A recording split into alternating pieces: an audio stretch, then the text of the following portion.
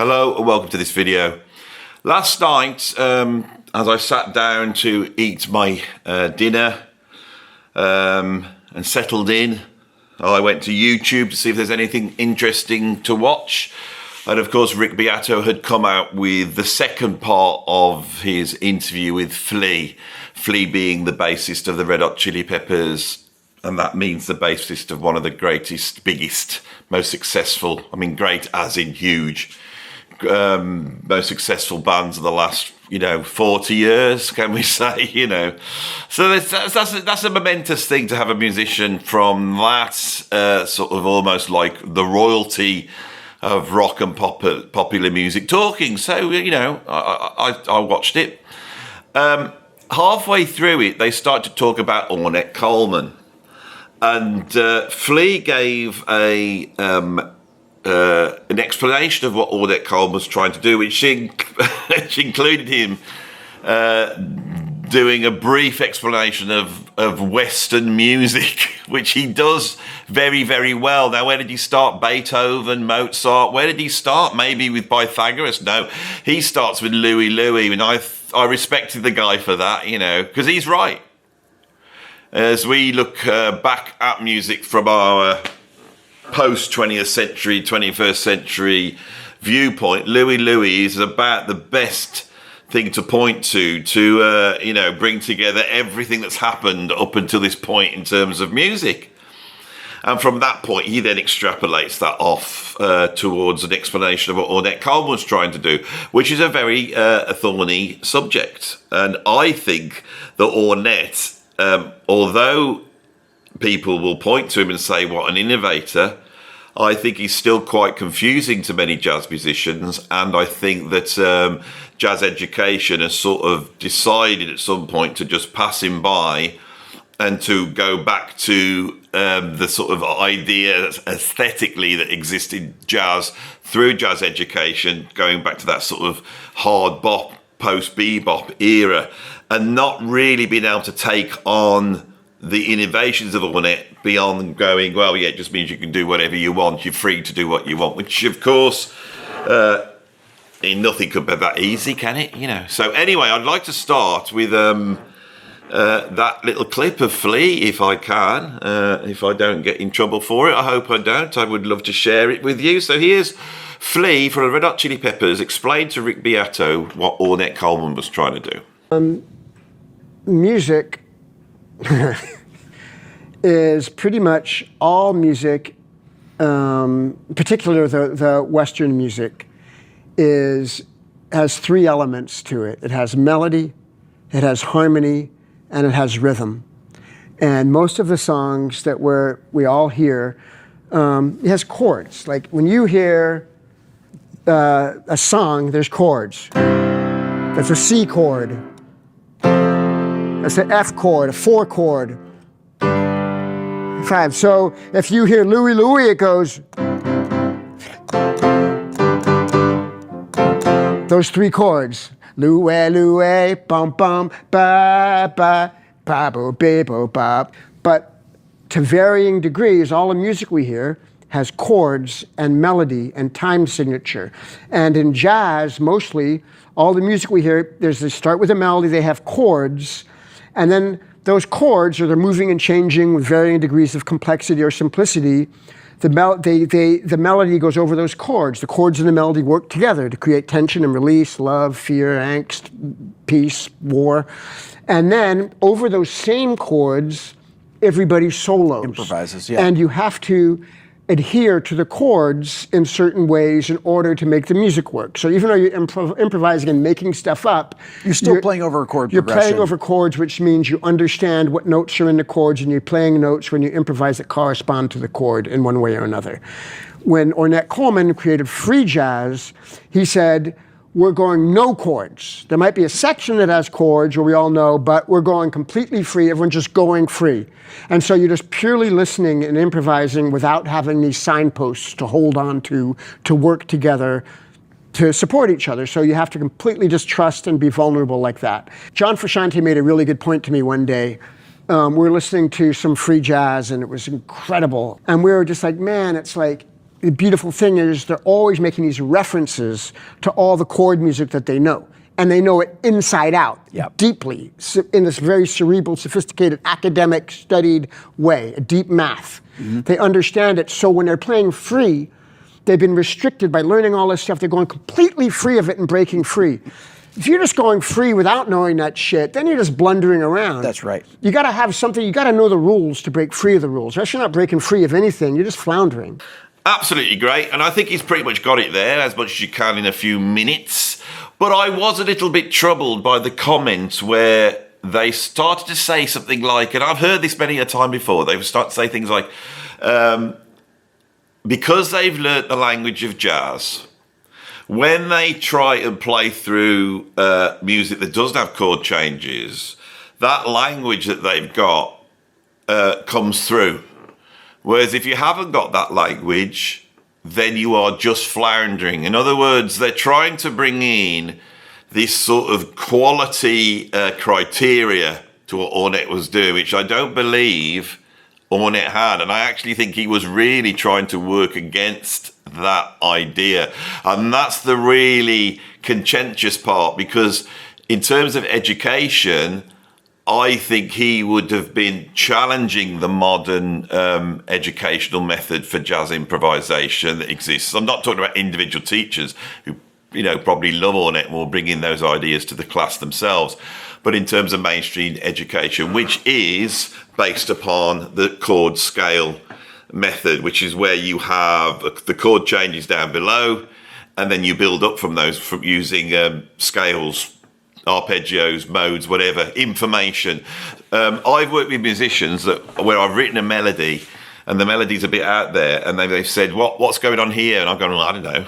And so then they analyse it and they look at the chord, and then they come back and go, oh, I can see what you're doing now. Oh, yes, what you've done is you've got a flat 13, but you hit, and they will trot out this sort of harmonic framework as though that now justifies and makes it artistically okay. And then there's me thinking, yeah, but I didn't create that melody like that. And so I don't want to accept that as being why it's good. I want to accept it why it's good because that melody came from me and I was trying to say something and I was happy with it. This is the what I call the Chick Corea jazz educational method, where he, just before he died, he started to do some educational stuff online. And he said, this is how you need to practice to play jazz. And he went up to the piano and he played something. And he goes, so you to go up to the piano and do this. He just plays anything. And then he goes, you say, ooh, do I like that?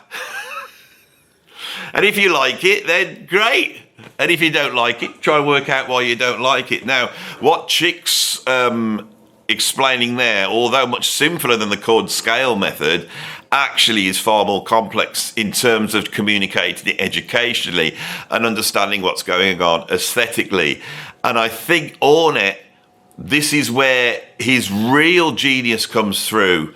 And on this video, I want to try and explain that so that people might go, oh, I get an idea of it. Now, how am I going to do that? Well, I don't know, because what I'm going to be doing on this video is really improvising, but I have a vague idea of a framework rather than some chord progressions, rather than some bullet points of subjects I'm going to talk about. What the framework I've got is the framework of the first, would it be 6 albums that Ornette made. Between 1958 and 1961, he made 6 albums. That's Ornette's statement. Now, I always think that Ornette is actually, it's complex because it's so simple. It's highly intellectual because it's so childlike. And actually, he's often just laying out what he's trying to achieve in very simple terms. And this contrasts with the other guy that we often associate with the move from bebop jazz to free jazz, which is John Coltrane. John Coltrane is continually taking the harmony of bebop and going inside it and trying to explode it from the inside using its own methodology. How do we take the methodology of jazz and how do we explode that from the inside out? That's one of the things Coltrane tries to do. And when he arrives at the free jazz point, and he seems to be playing what to the normal people sound very confusing notes, you actually realise that what he's doing is playing through this matrix of chord progressions which he had created around about the Giant Steps era that would take the 2-5-1 in jazz and blow it up. Now, I have got a guitar. Let's explain that for the layman of what's going on.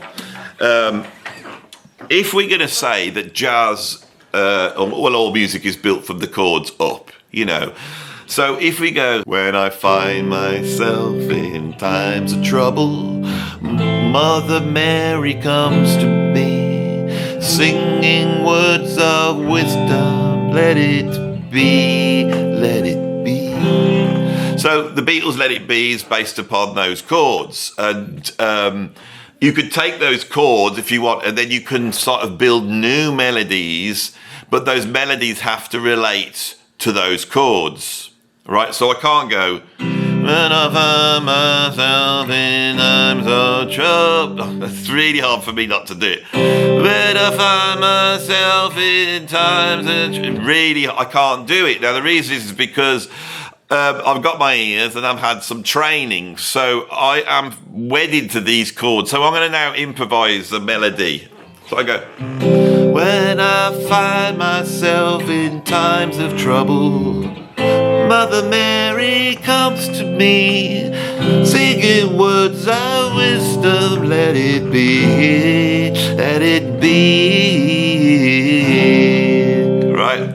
Now, I actually did made a mistake then, because when I went the second time round, I changed the chords to fit like improvisation. That's not really the rule, is it? You're supposed to make the improvisation always fit the chords. The chords are like this platonic thing that cannot be moved around, you know. And I've come across jazz musicians where I've been playing guitar in a jazz group, and you'll start substituting chords. There's always a point with certain people where you start substituting it too far out. And then they'll go, what was that substitution? So a substitution is where you substitute one chord for another because they sort of sound the same. And there's all sorts of complex harmonic frameworks that people work in. But in truth, it's because it sounds the same. So I could substitute, for example, the C of Let It Be for an E minor. When I find myself in times of trouble, Mother Mary comes to me, speaking words of wisdom, let it be. You know, so these chords I'm putting in, but that E minor there, when I find myself in, when I find myself. Now it sounds different, it makes you go, ooh, but because a lot of the notes in E minor are shared by C major, it sort of makes sense. So this is the world that musicians exist in, is to build their melodies from the chords up, right? In the same way that often classical musicians are building their melodies from the chords up in terms of compositionally, the improvisation is built from the chords up. Now, this isn't quite true because we have another aspect of jazz, which is the blues. And the blues doesn't necessarily do this. And the blues breaks the rules in that it doesn't work from the chords up. It works in a sort of much more folk form, which is a pentatonic scale. Pentatonic scale is this.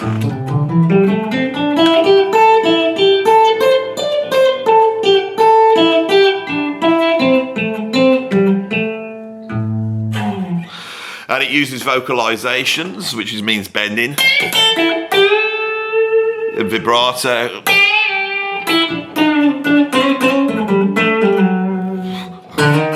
And it uses blue notes.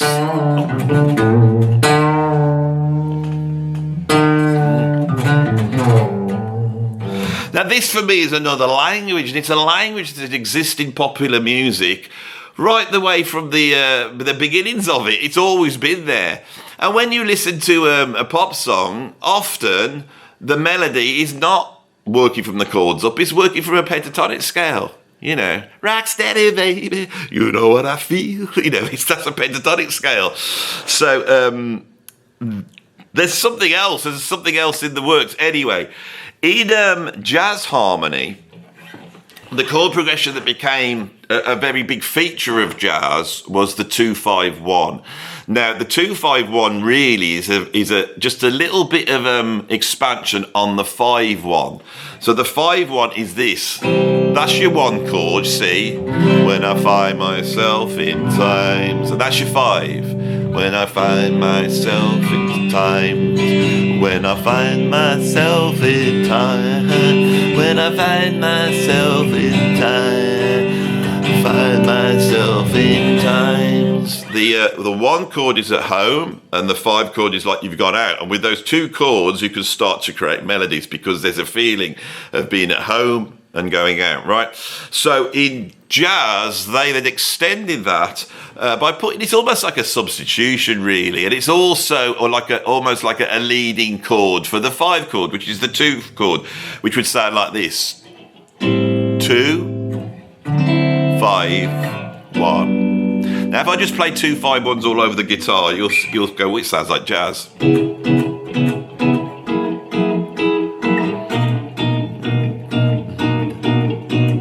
2, 5, 1. 2, 5, 1.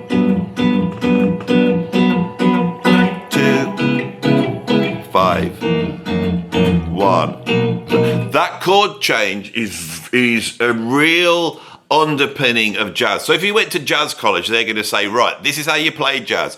They're going to teach you a 2-5-1 chord progression, and then they're going to say you've got to play through the 2-5-1. So if this, I'm doing a 2-5-1 in G, so A minor,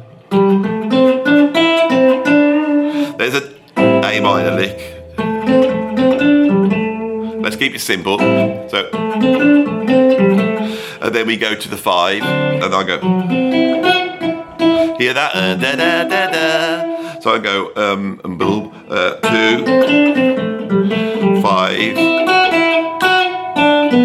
and there's the 1.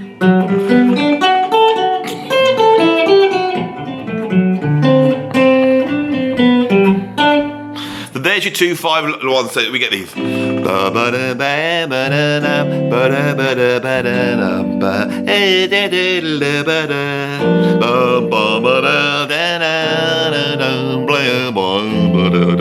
Right?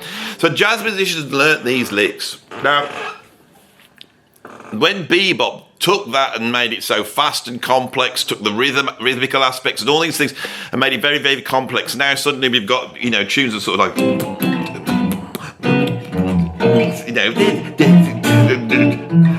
and then they're playing, and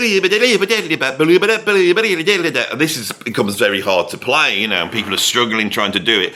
But also for the musicians that trapped themselves in this by the 1950s, they're thinking, we're stuck now, and rather than expressing ourselves, we're just jumping through the hoops of these bebop chord progressions, which anyone who's learnt jazz and gone to jazz college and come up against that will be going, yeah, this is feels like a straitjacket. And the musicians feel that, whether it's Charlie Mingus, whether it's Thelonious Monk, whether it's Ornette Coleman, whether it's Miles Davis, whether it's John Coltrane, they are all pushing to try and escape this straitjacket that bebop has created. And whatever method they are using, all of these musicians have been taught the 2-5-1 method. So if you go and put, say, Kind of Blue on and listen to the improvisation on that. Now, that album is modal. It's trying to break out of the sort of bebop chord change approach by using just scales, a little bit like Indian classical music, where you've just got sort of drones, So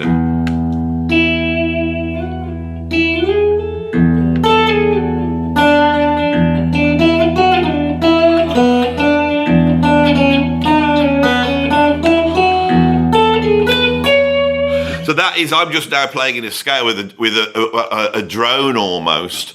And so what the famous tune on Kind of Blue is basically a mode of D, and then it's a D Dorian mode, which is a minor mode, and then it moves up a semitone to an E flat minor mode, Dorian mode. And they play within that. But when you listen to Cannonball Adderley play, what you'll hear is a whole bunch of 2-5-1 licks that he's putting into that.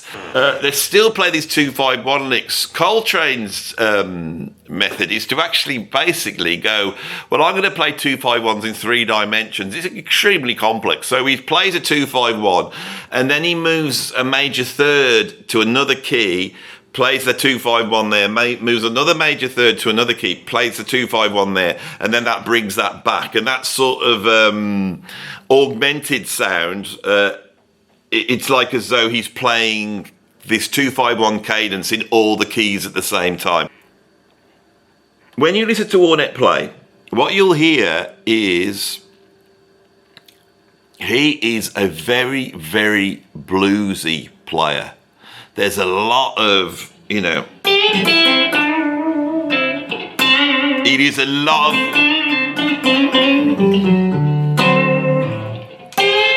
there's a lot of that going. There's a lot of colour, there's a lot of vocalisation, and he goes beyond that to often use these sort of skronks and sounds, but not that much. It's not all skronking, and it's more the blues. And at this point, he's playing a plastic alto that gives him a very cutting sound. So the blues is very important. His adherence to the blues goes right back to the beginnings of jazz. This is the first thing. So you've got this blues thing.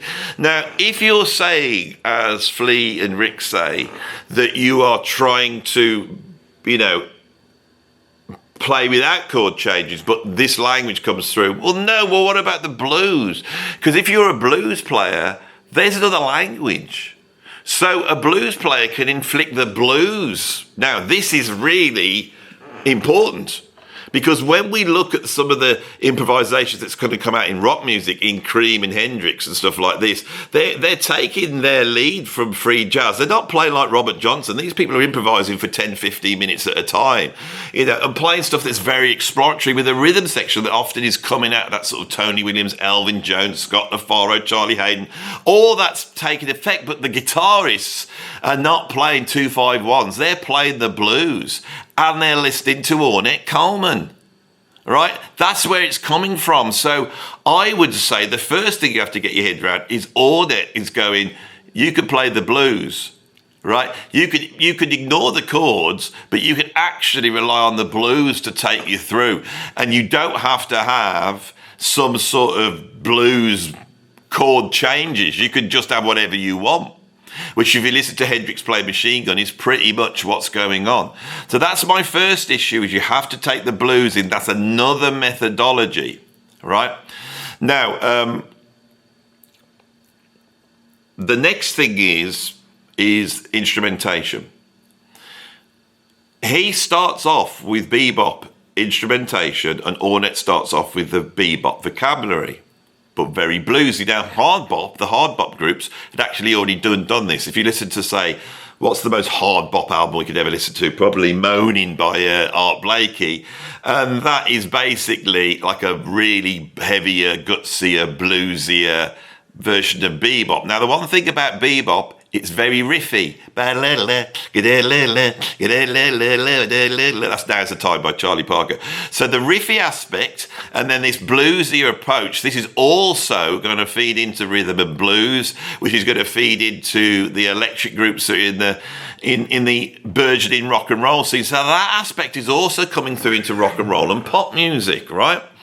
And so there's a couple of things here that Ornette's sort of describing with his music. He's saying blues is very important, this riffy aspect of it, and these simple melodies and hooking onto the melody rather than the chord change.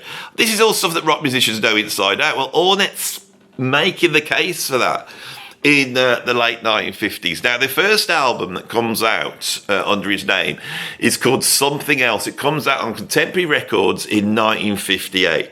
Now, the famous album of his is called The Shape of Jazz to Come, and that will always get pointed at as being the album. There's a reason for that. But I say to you, if you have a problem with Ornette, right, your problem will be this probably.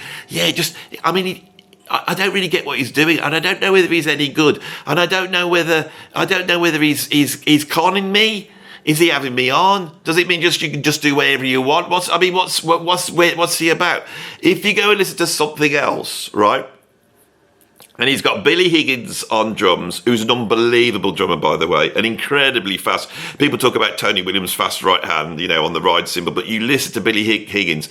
And the other thing is all these albums I'm going to talk about today, they swing so ridiculously hard that they swing way more than a lot of other jazz albums at this period.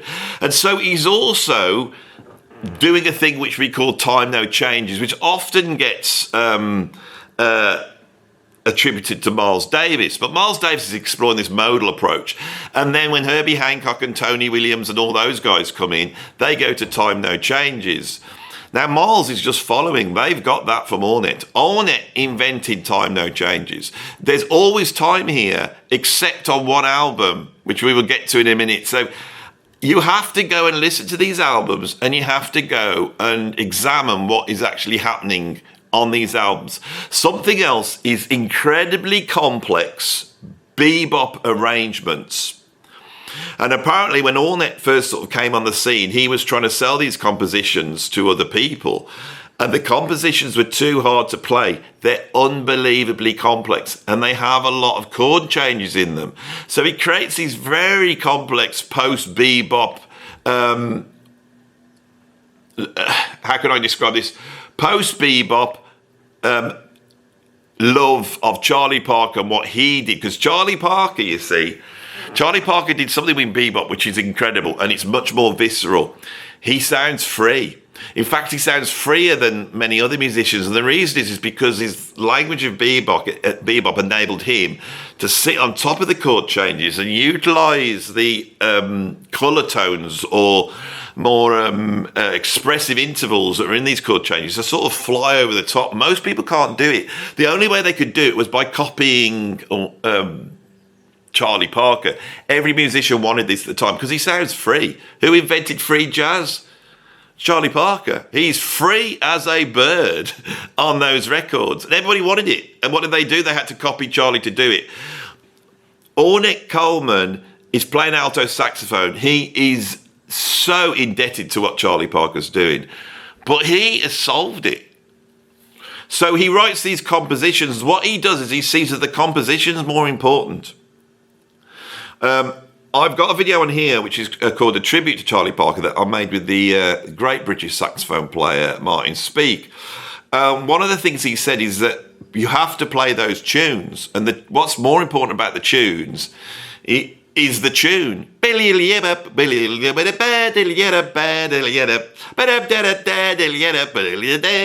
that's a Charlie Parker tune. Now, I know these tunes inside out, and that was a language where me and Martin could sit playing these tunes with just drums and saxophone, and yet the chord changes are there, but he doesn't have to follow them because there's no chord instrument, there's just drums. I'm playing not the rhythmical structure, I'm playing the tunes. We're playing the tunes. Ornette Coleman writes tunes. They're like bebop tunes, but he simplifies them down. As his career progresses, he simplifies these down to very childlike, innocent tunes. Very lacking any sort of internal conflict. They're bright and bubbly. It's really interesting, but not so much here. This is darker stuff. Now, on the first album, he's got a piano player. And I think there's a struggle on the first album because some of the players are still bebop players. Ornette and Don Cherry are playing, and all they're doing really is just ignoring the chord change a little bit more than anyone else, and actually utilizing the melodic aspects, the bluesiness, the tone. They're putting a focus on all the other stuff and saying, well, this stuff's important, right? The harmony is important, but the rhythmical aspect of bebop, which gives it the motion, right, is really important. But also melodies are really important. If you're playing a melody and you feel your melody wants to go a certain place with the chord changes taking you there, well, why not just follow that? Because that is a part of the structure as much as that is. So he's basically questioning the authority of the chord progressions, but he's following them. At this point, he's following them. And it's interesting because they're so complex and you have the chords there. Right? Now, if you then move to the next album he made in 1959 on the Contemporary label, this is called Tomorrow Is the Question. Now, this is interesting because he hasn't got Billy Higgins on drums. He's got Shelly Manne. Now, Shelly Manne is like the tightest, virtuoso, West Coast, intellectual drummer in a way. A great drummer, but very tight and really precise, with a champion of Ornette at that time, Percy Heath on bass, who was from the Modern Jazz Quartet. So this is actually a rhythm section that seems to understand Ornette more, but they're so tight and snappy, and it really swings. This is where Time No Changes happens, because you take those Ornette Coleman compositions, but you just now take away the pianist. So now you're listening to them and you can't quite tether yourself onto the chords because they're not quite there. Now, this had already been done before by Jerry Mulligan with his quartet, which had no piano. It was trumpet, baritone sax, drums and bass. And of course, Jerry Mulligan had come out of those sessions with Miles Davis, the Birth of the Cool sections. And I think that is an interesting area that he's exploring that as well. Now, last night I was listening to Rush. I'm about to do a video on Rush as well. And I was listening to the tune, The Necromancer. And when you hit the guitar solo on that, it's just bass, guitar and drums. They don't have an overdubbed guitar part. And there is a freedom in there. And it allows Alex Lifeson to not just play his blues licks, but put in like sort of delays, effects, and all sorts of weirdness because they're untethered. Now, this comes from the Jimi Hendrix experience. It comes from Cream. This idea of having no chords. Well, this is where it happens. Tomorrow is the question.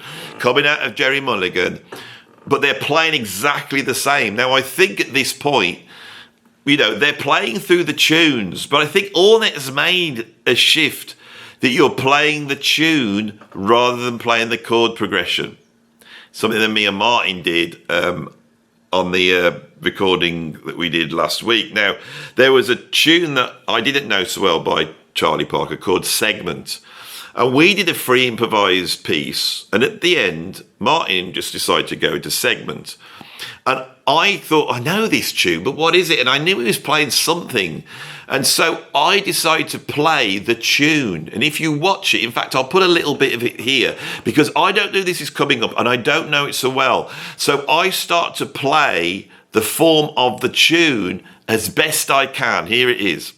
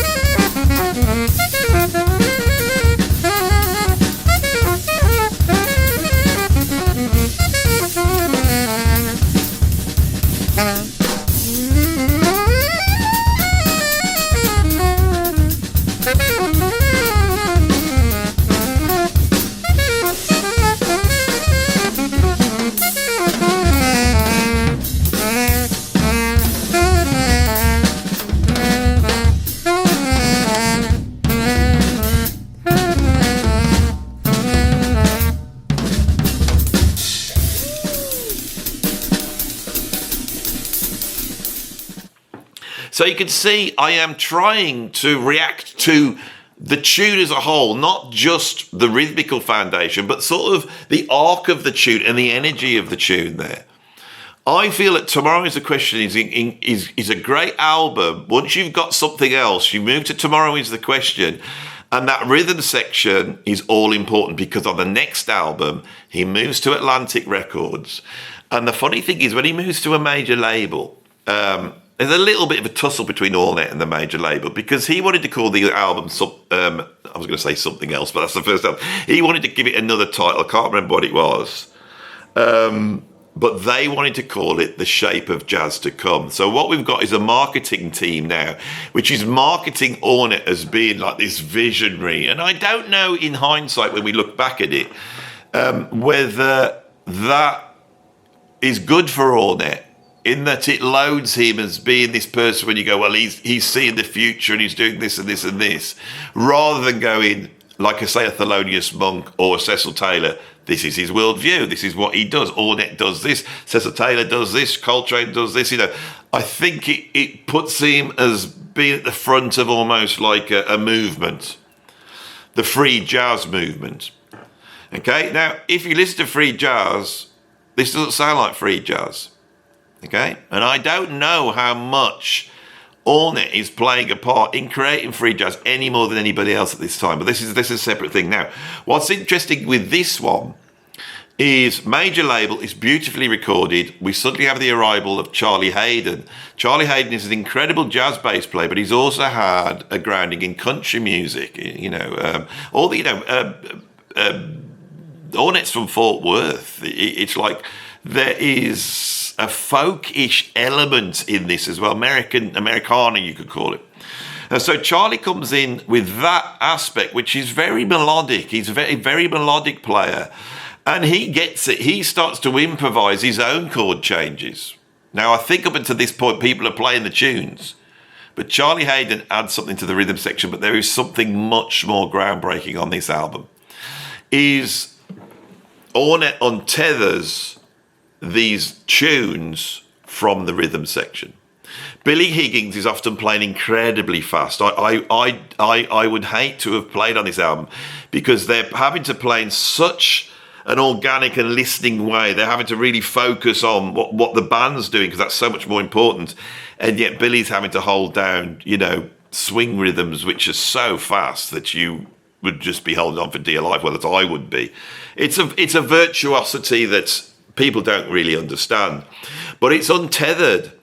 And Ornette and Don Cherry, then they play through the tune at the rate they want. It's not like they're not playing it in time, but it's a lot more. This I feel is the big breakthrough. It's almost like applying singing or even speech to music.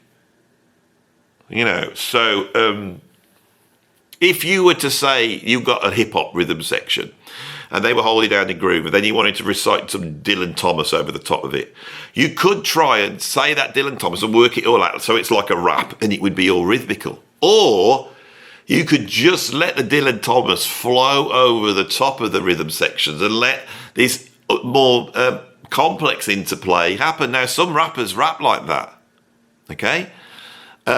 This is what Ornette Coleman does here. There's a rhythmical shift and it's untethered. Now, what's interesting is that later that year, he then makes Change of the Century. Now, at this point, they've been doing this for a while. This classic quartet of Charlie Hayden, Billy Higgins, Don Cherry, and Ornette are now consolidated. And Change of the Century is better than The Shape of Jazz to Come. Right? And what you start to hear is this is not an Ornette Coleman album now. This is an Ornette Coleman quartet album. And you start to feel these things, emerging out of this music inside. This is followed up in 1960 with the album This Is Our Music. Now, This Is Our Music starts to move towards what we could call collective improvisation. Now, there's something I wanted to mention. I went back to these albums last night and I put something else on. I was listening to what Ornette was doing, and at one point, he winnows, he neighs. Now, to a lot of people who don't know their jazz, they will go, oh my God, that just sounds like noise. No, it doesn't. It's not noise. It's noise. All music's bloody noise. But this is specific noise. It's an impersonation of a horse. Now, if you go back to the beginnings of jazz in terms of recorded jazz and you listen to Livery Stable Blues by the original Dixieland Jazz Band, which every jazz musician of that era knows. We don't anymore, but that's the recording that launched jazz. That was the one that came out, sold loads of records, and then the industry went, well, let's sign up this jazz. And the moment jazz was signed by the labels, it changed. It changed to meet the new needs of this burgeoning recording industry. And in that, it invents modern popular music. That's jazz's great gift to the world, is the fact it invented all the music that we like, every bit of it. And it's nothing to do with chord changes or chord scales. And if you go to jazz college and not being taught this, then you don't understand it. You think that it's some very rarefied aspect of jazz, which I love. But it doesn't explain the whole thing. Ornette, I think, understood this because you've got to remember he's born in 1930. You know, so when he's born, that original Dixieland Jazz Band record is was 13 years before he was born. Whereas now we're looking at 110 years ago, and you know, people don't understand how this works. Plus, as I've tried to make out on this channel, you know, identity politics skews our view of history when it comes to jazz. And of course, whatever you want to believe, and if you don't want to agree with me in terms of jazz history, and you want to go, well, you know, jazz was created by all these musicians, and original Dixieland Jazz Band was just usurpers and they copied it, or whatever you want to say, what you have to understand is that the original Dixieland Jazz Band had the hit, and without the hit, there's no jazz. And they were successful, and they toured the world. And when they toured the world, they went to France, they went to London, and when they played there, they did the same thing there. They spread jazz all around the world. By 1925, we had jazz groups in the United Kingdom here. You got jazz groups in France. It had spread around the whole world because of the original Dixieland Jazz Band. Whatever strain of New Orleans jazz that they were playing was the one that was a big success. And on that record, it was a novelty. It was recorded as a novelty record. Nobody knew it was going to sell as much as it did, right? It was a novelty because the livery stable blues had instruments copying the sounds of animals. And if you'd grown up listening to classical musician, this seemed like punk. On Something Else, on these early albums, Ornette goes back to that. Now, what's interesting, when we get to the free jazz movement, we get to people like Albert Ayler, you feel like you're going right back to the spirituals and building blocks of jazz. And collective improvisation comes back. This is a really important thing to almost go, you know, you beboppers, it's all well and good, but the straight jacket you've got is not what you think. It's not that the chord progressions are hard to play, because we can just move on from those. It's the fact that you have to look at the tradition of jazz and understand what's great about it, because it's not the chords. Now, this is the thing that people don't seem to understand.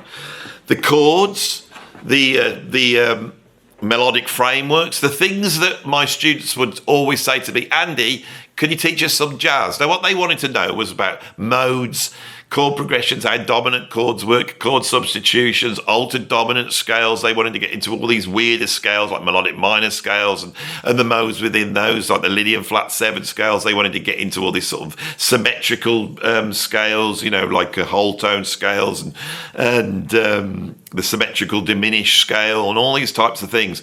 None of this is jazz. That's European harmony. That's European Western harmony. That's what it is. The rhythms and the syncopations and all that stuff that's going on, that's European, right? Jazz is not groundbreaking because of those things. It just utilized those things because it is a product of Western, Western culture. That's what people don't understand. Jazz is American music. It's a product of America. And within it has all these things. And the melting pot of folk music that existed in America at the end of the 19th century then is passed through this like nuclear reactor, and all those forms, which are popular, they're popular music forms, are crafted into something that can actually move for the recording industry, right? And what are those things? It's musicians making animals noises. It's things like groove and swing. It's the utilization of instruments in a way that shouldn't be played, fundamentally. It's the invention of the drum kit. There's no pop music without the drum kit. And the drum kit is an invention of jazz. And it's a bastardization of the marching rhythm section. It's to understand what jazz is, you have to understand these things within it. And what Ornette Coleman does in the late 50s is to shine a light onto those things again and go, these are the things that are important in jazz. And these are the things that going forward will be of value. And they are so much more powerful than what you think it is, which is jumping through these bebop chord progressions with all these advanced harmony. Charlie Parker had done that because in his genius, this is the thing that nobody seems to get when you are looking at art forms. Jazz is not the product of a people, or it's not the product of a country. It's not the product of a place. It's the product of individual musicians. And if we go listen to the bebop musicians, the really truly great ones, which I would say would be Thelonious Monk, Miles Davis, Bud Powell, Charlie Parker, Dizzy Gillespie, each of those is a world unto themselves. And what I mean by that, if you listen to Dizzy, suddenly you get into all these sort of Afro-Cuban rhythms, and he's got all these sort of straight 16th feels and all that thing going on. Whereas Thelonious Monk has got all this sort of weird Duke Ellington blues, and it's angular and strange and it doesn't flow and all this type of stuff that he does. It's all the individual. It's not like classical music. The individual makes a statement, and that statement is usually almost like irrational in what it is. And that might seem strange to people, but when you record it in a studio, it's novel. And by focusing on these things, like the original Dixieland Jazz Band, which were a novelty, every single thing that we love in popular music, whether it's heavy metal, whether it's drum and bass, whether it's reggae, it all starts as novelty. All of it starts as novelty. This is not high music. There's only one type of high music, that's classical music, right? I'm not a classical musician. I always describe myself as a rock musician, okay? That's a different thing. It's a different thing. Ornette, I think, drags jazz back to these real visceral elements. And without him, there wouldn't be, rock musicians wouldn't have been able to take from jazz. That's why Ornette was so influential on all the early rock musicians, so influential. Right, in 1960-61, we get to the last album on the list, and it's called Free Jazz. Now, I think all these albums I've gone through are quite accessible if you approach them the way I have, and try and start to follow it, so your ears focus more on the actual improvisation and what they're playing rather than measuring it on how good they're playing for the chord changes. Because if you're doing that, and then you have that Protestant work ethic that Rick Beato and Flea seem to have, where it's like, oh yeah, well they do know how to do it. I don't believe Ornette did, because when he came out, he was upsetting everybody all over the place. So in one town he played and actually grabbed his saxophone off him and chucked it in the bloody river or something, because they couldn't stick the way he was playing. Could he play through it? The changes, well, I think most musicians can to a certain extent. Everybody can to a certain extent, right? The great blues, the way they bend their notes, they're suggested the chord changes.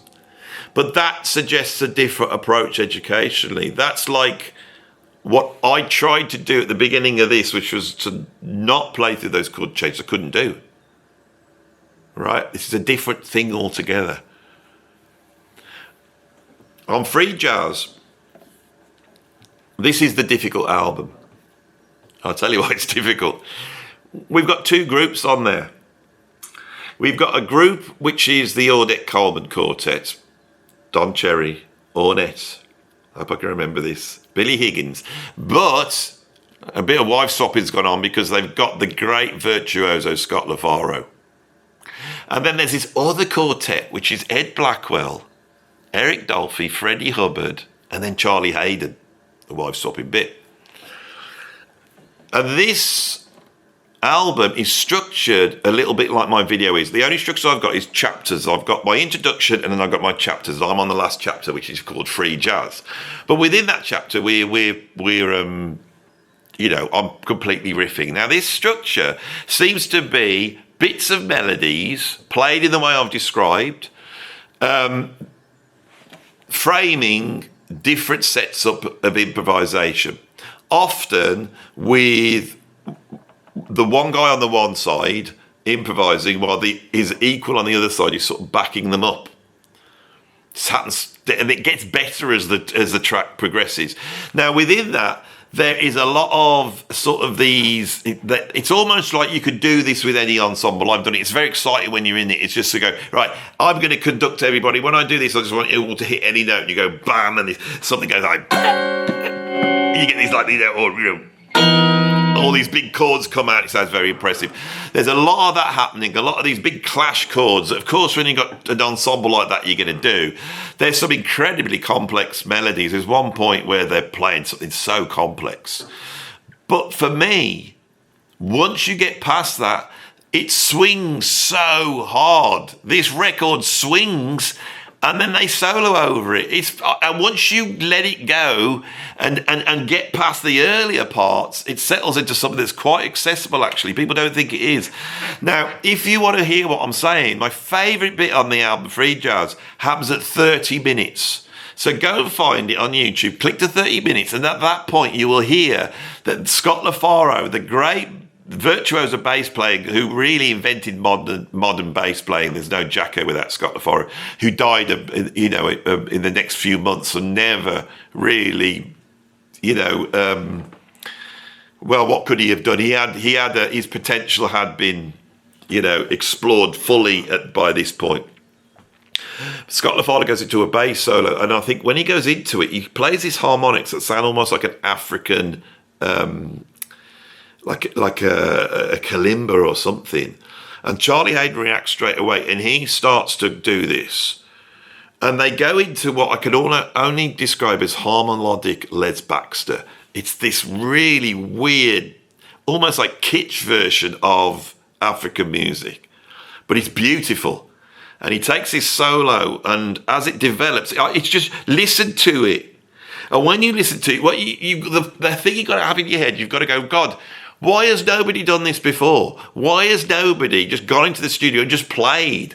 Why has nobody just let the musicians come up with stuff on the spot? What happens when you do that? What happens, so the ECM records, where they got all these, duo albums and whatever, it all is rooted in this album here, because by the end of it as well, you have all the instruments soloing, but then you get down to the bass and then the drum solo. Now, this is a standard framework, but it's just going on over like half an hour on this.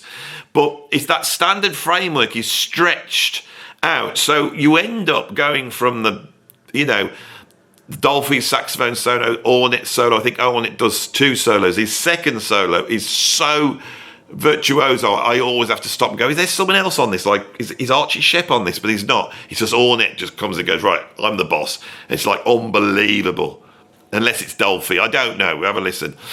When it comes down to the bass solos, and then it ends up with the drum solos, and there's one bit right at the end when they're just swinging, and I think it could be Billy Higgins is swinging, and Ed Blackwell is just bringing in these cymbal swells that are almost like big band hits, and it's almost like they go, look, this is what jazz is here.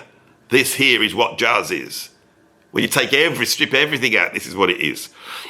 So I hope on this video I have waxed on about Ornette, and I'm going to come back to this.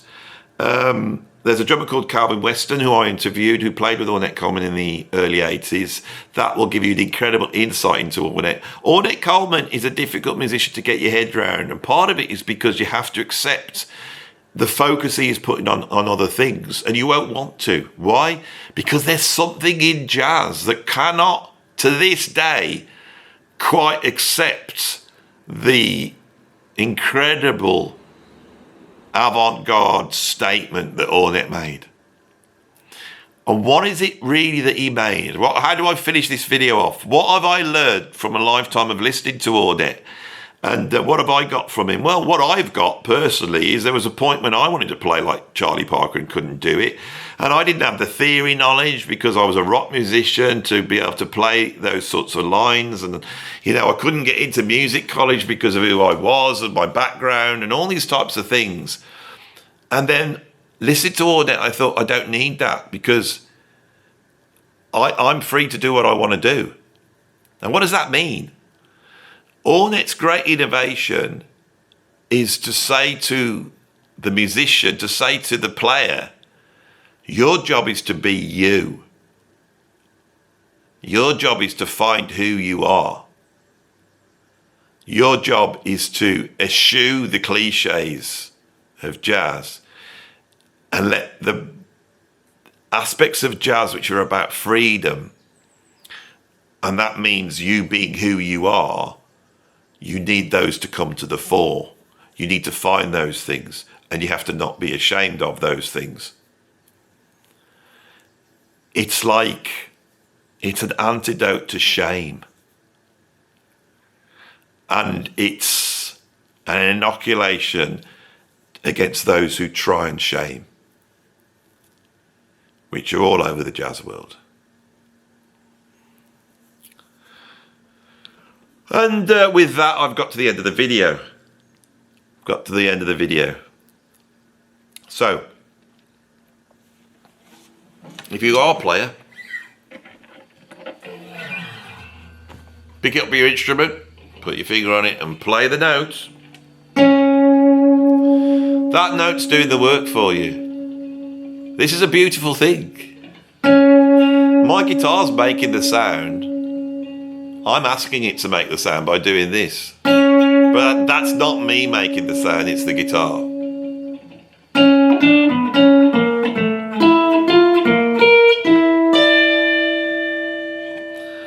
I played something, right?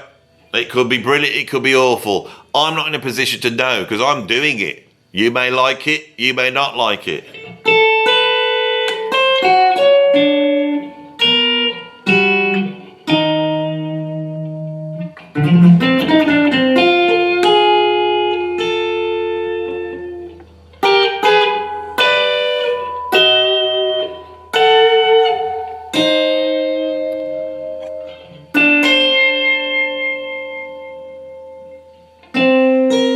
I have my instrument and the sounds it makes. I have playing stuff and not playing. And I have my own judgment of what I should do next aesthetically, which is happening in the moment.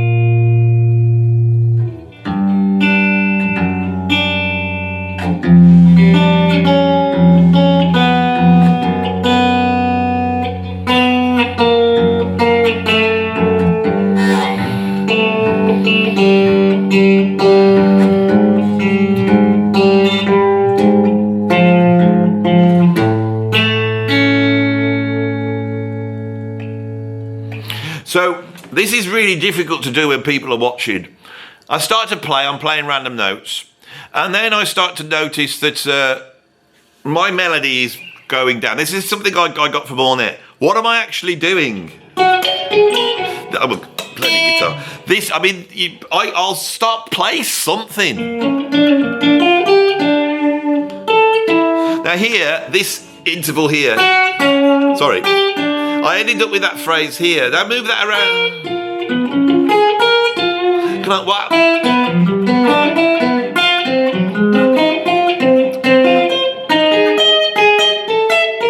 So I'm like listening to what I'm doing, listen to things that are going on and go, oh, I'm doing this. We'll do some more of that. Where does that take you? Take a break, have some space, right? For me, that is fundamentally play the instrument. You have to pick up the instrument and do that every single day. And if you do that every single day, you will find who you are. Right? And it doesn't matter whether you can play through chord changes or not. Your ears will tell you what you like, and you will own it because you like it.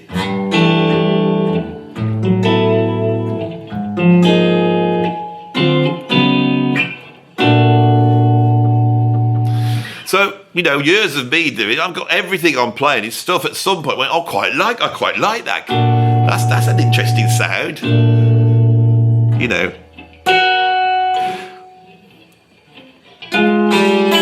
Ugh. That's awful.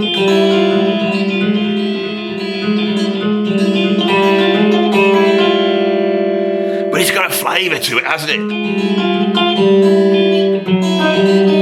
That one's like the opposite of it. Oh, that's like completely.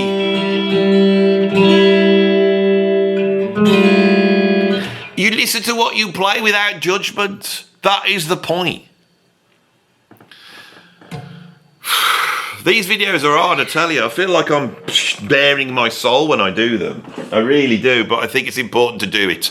And hopefully it inspires people. And for the non-musicians, it gets them to go, oh yeah, this is quite interesting. Because I'm trying to put it across in a way where non-musicians can understand it, so we can all come together. So if you like this video, like, subscribe, all that type of thing. I'll see you on the next one. Bye-bye.